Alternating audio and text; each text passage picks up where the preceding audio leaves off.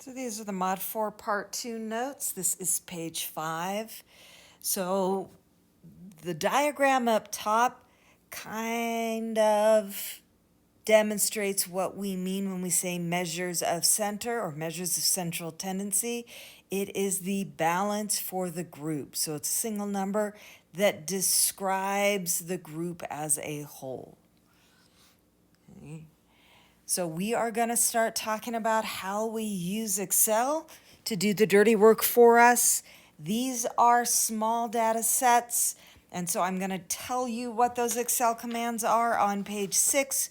We've got a larger data set, and I'm going to go ahead and demonstrate that with Excel. Okay.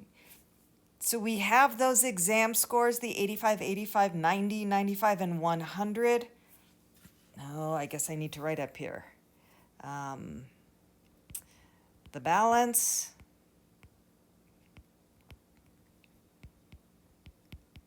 which is a single number,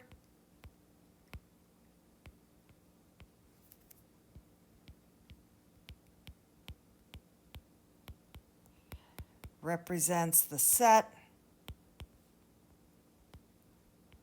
as a whole. Okay, back. We can tell it's getting late. I'm bouncing all over.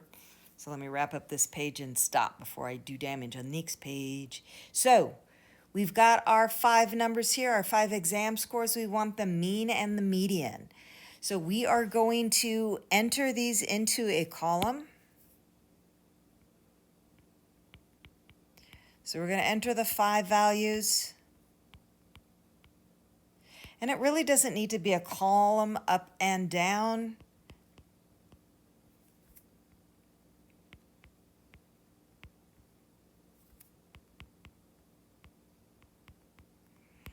I could enter these in a rectangle. I just have to make sure I highlight everything that I want to use when I'm finding the mean or the median.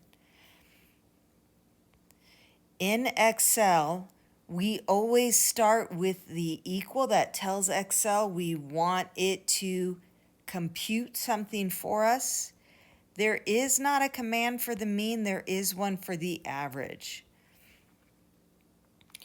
So we're going to type in equal average and then that first parenthesis. And then I can just use the cursor to drag from my first number all the way down to the last number. If I drag, Excel will go ahead and enter that colon for me, or I can type in the cell number, enter that colon, and hit the cell number for the last, and it will take care of finding the average for all that for us.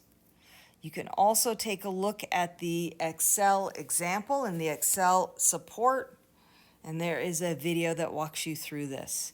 To find the median, we're doing the same thing, except our command changes. So there is actually a command for the median. In Excel, you do not have to have them ordered from smallest to largest. Okay. Notation. Our mean, our sample mean is X bar. So just a reminder.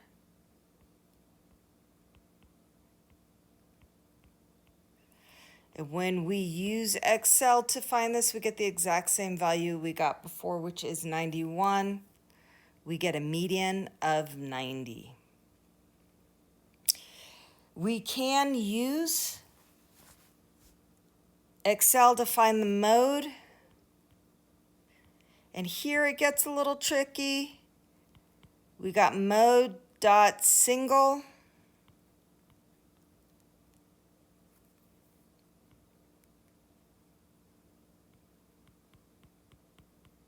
Again, first number and last number. And that is SNGL. There is no I in there.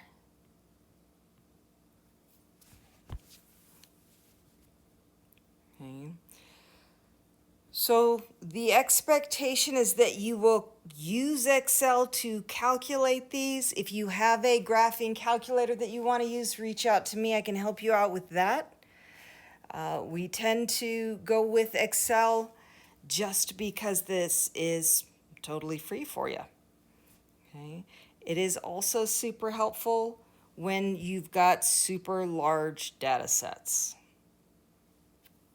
So we're going to put that here. Really helpful.